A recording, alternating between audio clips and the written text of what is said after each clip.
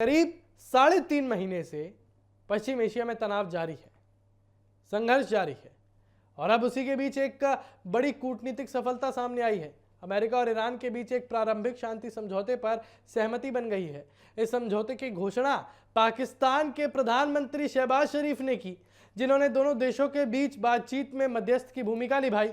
अमेरिकी राष्ट्रपति Donald Trump ने भी अपने सोशल मीडिया प्लेटफॉर्म पर इस समझौते की पुष्टि की, जबकि ईरान की ओर से भी इस दिशा में सहमति बनने के संकेत दिए गए हैं और बताया जा रहा है कि समझौते पर औपचारिक हस्ताक्षर जो है 19 जून को स्विट्जरलैंड में होने वाले समारोह में किए जाएंगे। यह समझौता सिर्फ दो देशों के बीच तनाव कम करने तक सीमित नहीं है, बल्कि इसका असर पूरी दुनिया की अर्थव्यवस्था और ऊर्जा बाजार पर पड़ सकता है। और समझौते के तहत जो है सबसे महत्वपूर्ण फैसला जो है हॉर्मुज़ स्ट्रेट को फिर से पूरी तरह खोलने का है। हॉर्मुज़ स्ट्रेट जो है दुनिया के सबसे महत्वपूर्ण समुद्री व्यापार मार्गों में से गिना जाता है, जहां से वैश्विक तेल आपूर्ति का बड़ा हिस्सा गुजरता है।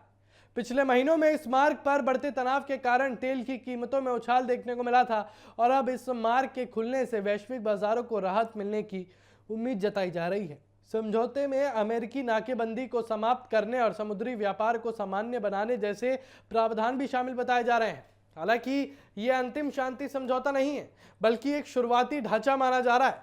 इसके तहत अगले 60 दिनों तक दोनों पक्ष जो है बातचीत जारी रखेंगे और इस दौरान ईरान ने परमाणु कार्यक्रम, अमेरिकी प्रतिबंधों में राहत और क्षेत्रीय सुरक्षा जैसे जटिल मुद्दों पर विस्तृत चर्चा होगी।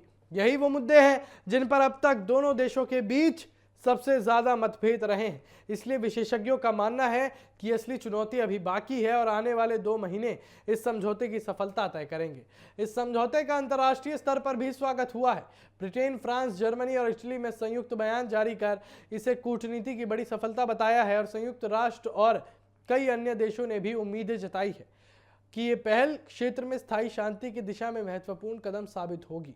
पाकिस्तान, कतर, सऊदी अरब और तुर्की जैसे देशों की भूमिका भी मध्यस्थ की भूमिका भी सराहना की जा रही है उनकी भी। और कुल मिलाकर अमेरिका और ईरान के बीच बनी ये सहमति सिर्फ एक राजनीतिक समझौता नहीं, बल्कि पूरे पश्चिम एशिया की स्थिरता से जुड़ा घटनाक्रम है।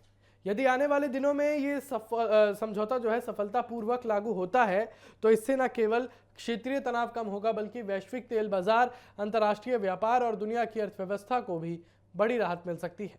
फिलहाल दुनिया की नजरें स्विट्जरलैंड में होने वाली औपचारिक हस्ताक्षर समारोह और उसके बाद की वार्ताओं पर टिकी हुई हैं।